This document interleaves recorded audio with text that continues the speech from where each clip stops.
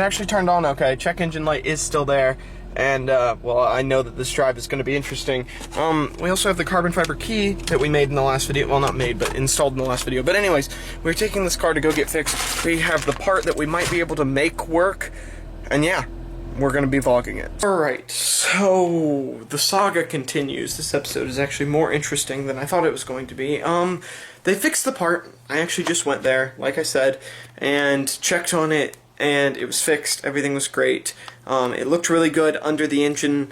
Like I popped the hood, then took off the engine cover. It looked great. What they did looked great. Everything was great. But then maybe, I mean, just maybe 100 feet down the road or so, the check engine light came back on. Throttle was completely off again, and everything was broken again. And I was like, what the heck? So we took it back. I scanned the ECU again, just to find that. One, a valve needs to be replaced, and the entire turbo unit has to be replaced, which is $2,000. We put $1,200 into the ignition, or like the spark plugs and ignition and all that, a little while back when I made my other, my Hyundai Veloster engine blew up video or whatever that was. This was a while back. So that was $1,200. Between then, with the whole thing that happened yesterday, fixing that, now fixing this valve, and now fixing this, all of that combined together is $3,500 to $4,000 that we've spent on a car that on the low end is worth $6,000. Really annoying stuff. If we sell the car, well, we're getting the turbo fixed no matter what. I get that some people are like, that's not worth it. No, it's not. It's stupid, and I'm upset about it. And it's under 100,000 miles, which makes it even worse. It's not even like 100 miles were put on, or 100,000 miles were put on that turbo. But anyways, we can't sell the car the way that it is, so we have to spend the $2,000 to fix the turbo, and then we have the option of sell it or keep driving it. So, not really sure what I'm going to do. I just know that we are fixing the turbo, and that we've basically put $3,500 to $4,000 in this car, which on the low end is only worth $6,000, and on the high end, we've still put half of its worth in, if you say $4,000. So, very annoying. I have done a little bit of car shopping, but also because of the whole crashing the Mustang, then getting this car, and now spending money on this car, we've been losing money all along the way, and I haven't gained a ton of money to put into buying another car. So my budget is even smaller than it was when getting this car. So, yeah, I'm looking for another fun car, possibly, or I might drive this car around. I really don't know. I don't have any answers for y'all at this current moment, but all I can say is please slap a like on this video, because likes on videos tell YouTube to recommend them to more people. The more views I get, the more subscribers, maybe I'll get my videos monetized one day, and y'all will just be helping me with my whole car situation. But anyways, please like this video, and if you're not subscribed, go down there and click the subscribe button. It helps me out more than you know, and it's free, and you can change your mind at any time. I just pulled into my house, and the plan was to go get my car when I got home. Well, Veloster's home already.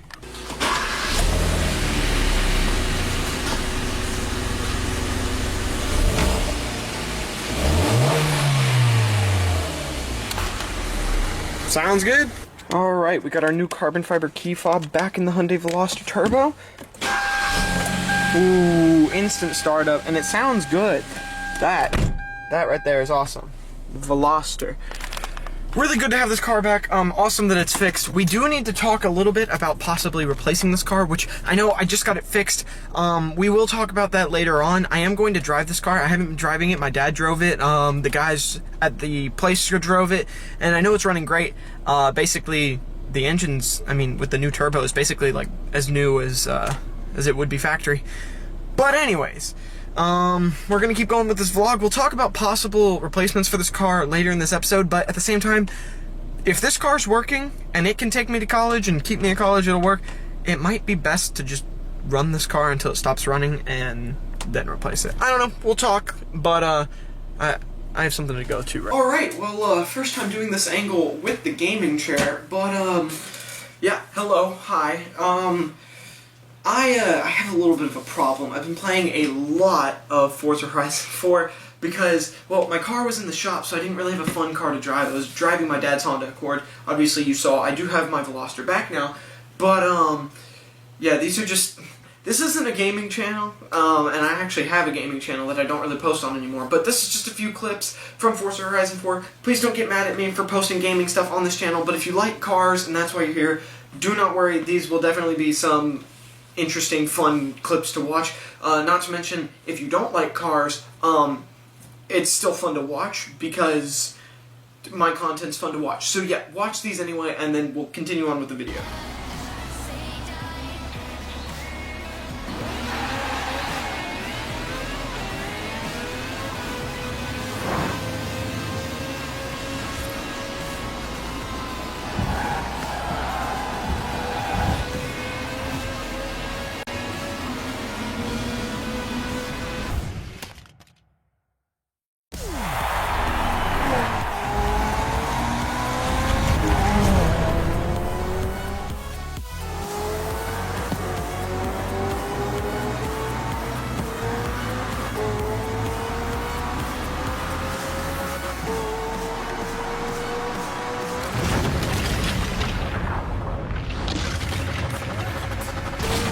Welcome to Lego Valley.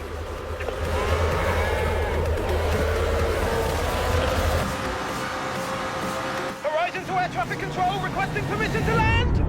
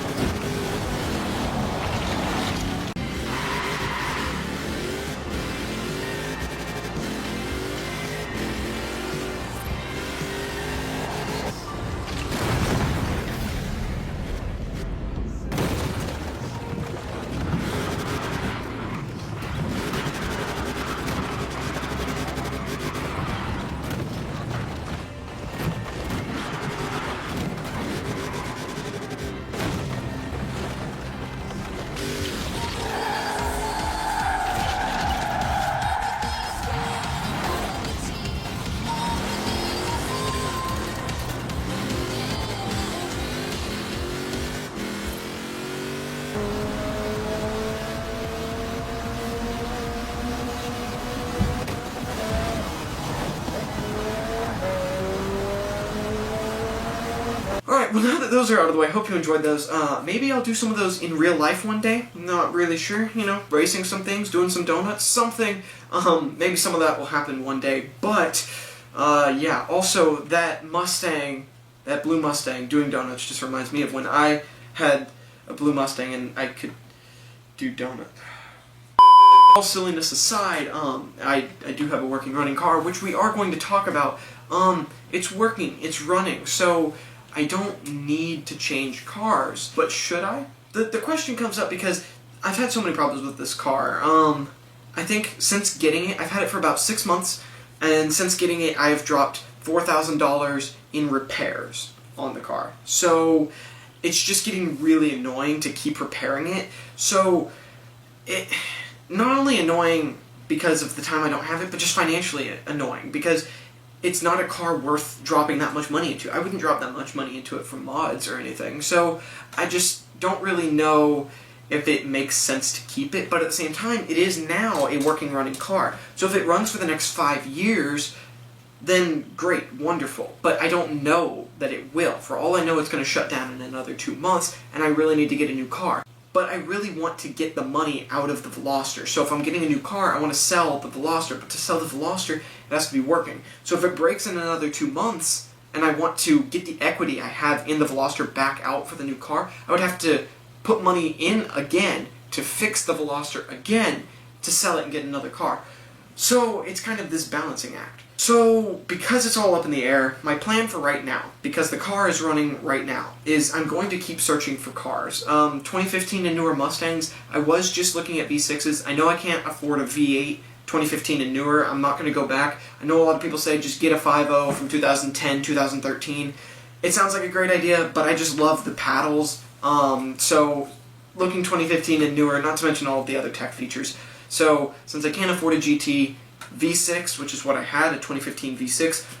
And then next up, I wasn't considering the EcoBoost at all, I'll be honest. But then one popped up that had the premium package, and the EcoBoost and the V6 are the same speed. The V6 is obviously louder because it's got more cylinders, and the EcoBoost is obviously quieter because it has less cylinders and it's turbocharged, so that exhaust length is just physically longer. So the EcoBoost was never really on my radar, because even though it's the same speed as the V6, I didn't think I'd ever have as much fun as I could with the V6.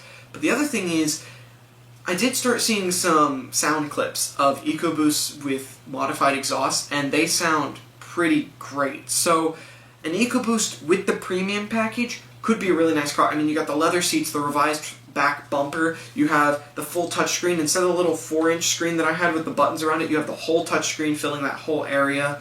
You have heated seats, cooled seats, just all of these creature comforts that you just physically don't have in the V6. You can't even option them in the V6. So that does make the EcoBoost a little bit more appealing. Another one I've been considering is a Nissan 370Z. Now the one problem with the 370Z is it's 2 doors, which the Mustang is as well, and basically every other sports car I could be looking at, but it's 2 seats, meaning as far as insurance is concerned, it's going to cost more. So if I see a really good deal on a Nissan 370Z and I'm considering going through with it, I'm going to ask my insurance company first how much they're going to quote me month by month on that car if I were to purchase it before getting it. Because if it's substantially more than the Mustang, I'm not even really going to think about it anymore, because I don't want to worry about it when it performs about the same as the Mustang. But at the same time, if it's just a little bit more than the Mustang or the same as the Mustang or whatever, because the 370s that I'm looking at are about 2 years older than the Mustangs I'm looking at, so maybe they line up about the same. I'm not sure. When that question's answered, that determines what I'd really be looking at.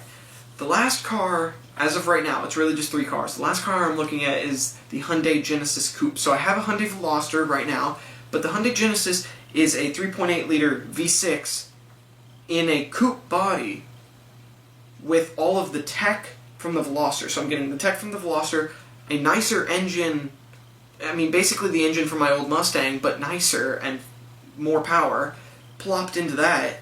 It's just, it looks like a really cool car. I'd love to at least check one out, but especially a 3.8 liter V6 with the track pack option, that'd just be amazing, especially if I can find one for my price. So my problem is, or one of my problems is, my 2 biggest hobbies is investing and saving money and just having big amounts of money. Like large sums of money is just nice to me. I enjoy that. And putting my money in stocks or gold and silver, like precious metals, in an index fund, whatever, investing, or honestly just sticking it in a savings account or high interest savings account, something. I enjoy doing that and then being able to see those big numbers. But at the same time, my other big hobby, which is my biggest hobby, I love it, I have almost, some people would say, an addiction to it, is cars, which is one of the most expensive hobbies you could possibly have on this planet. I mean, cars themselves are expensive, then you talk about performance vehicles, then you talk about putting modifications onto these performance vehicles, it just racks up. So you combine loving to save money and just having large amounts of money with an expensive hobby, and it doesn't go together. So that is one issue, is that I would love to get a new car, a faster car, a nicer car, a newer car, a real true sports car, not like the rally car sort of thing that I have out there. But I don't want to spend loads of money. So basically, what is this saying? Because I've been kind of mixed. So my current plan, this could change, but my current plan for right now is I keep the Veloster and keep occasionally looking at car searches. If the perfect car comes up, I'll sell the Veloster and buy that. But it has to be the perfect car. Like, I won't settle for any less. When I crashed the Mustang, I had to get a new car. So the Veloster looked okay at the time, and I kind of just settled for it because I needed a car. This time around, I don't need a car right now. The Veloster is getting me from point A to point B. So I can keep it, keep occasionally looking at car searches, and if the perfect car comes up, meaning it has everything I want, like if it's an EcoBoost, it has the premium pack. If it's a V6, it's low mileage. If it's the Nissan 370, hopefully low miles, and my insurance company will give me a low quote for the insurance per month on it. If it's the Hyundai Genesis Coupe, it's the 3.8 liter V6, hopefully with the track pack. And then take all of those that I just listed, and they have to be at a good price. Like a price that is, it's going to be more than the Veloster. All of those cars cost more than the Veloster. But it needs to be a price that doesn't bankrupt me. I can still save and invest money, but is at the same time more than the Veloster. So I have to come to this medium, I have to come to this balance.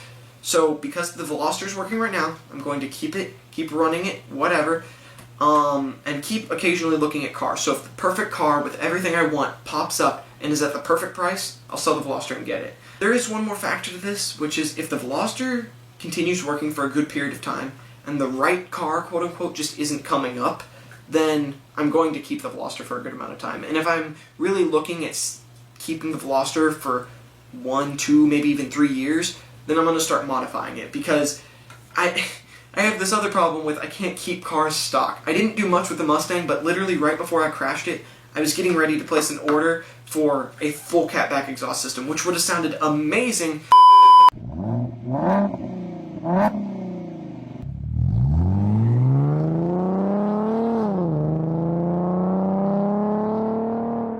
But it just didn't happen. So, yeah. The current situation is I might keep the Veloster for the next 5 years. I might sell the Veloster in the next little bit. The Veloster might keep running till the end of time. It might break in 2 months. I might get a Mustang. I might get a Nissan 370. I might get a Hyundai Genesis Coupe. I might get something that's not on this list, and I might keep the Veloster for a long period of time. I don't know, but this is my update video for y'all. So this is one question. Please put in the comments down below, what do you want to see? I am curious. I'm not going to completely base my decision on what you say, but your opinion will definitely help me out a lot. So go down in the comment section right now, comment what car you want me to get. Should I keep the Veloster? Should I switch to a Mustang, be it V6 or EcoBoost? Should I switch to a Nissan 370? Should I switch to a Hyundai Genesis Coupe with the V6? I'd love to hear your opinion in the comments down below, and like I said, I'm not going to make my decision just based on the most upvoted comment, but the comments and likes on those comments will definitely sway my opinion and help me make my decision. So please go do that, and while you're already down there, go ahead and slap a like on this video. I think I've already said this in this video, but I'm not sure, but slap a like on the video. It helps the video out and the channel out more than you know, helps recommend it to other people. The YouTube algorithm, it's amazing. It's like, it's just up there. We don't know what it is. Real talk, like and comment the video, it helps me out a lot. And again, while you're already down there, go ahead and hit that subscribe button. It helps me out a ton, and you can change your mind at any time. Alright guys, well, I never recorded an outro for this video, which I realized while editing it. But anyways, thank you guys so much for watching. I hope you enjoyed today's video. Please slap a like on this video. It really helps me out more than you know. And while you're already down there, go ahead and comment, what do you think I should do with the whole car situation? I'm really curious what you guys have to say. Along with that, while you're down there, go ahead and subscribe, because again, it helps me out more than you know. It's free and you can change your mind at any time, and it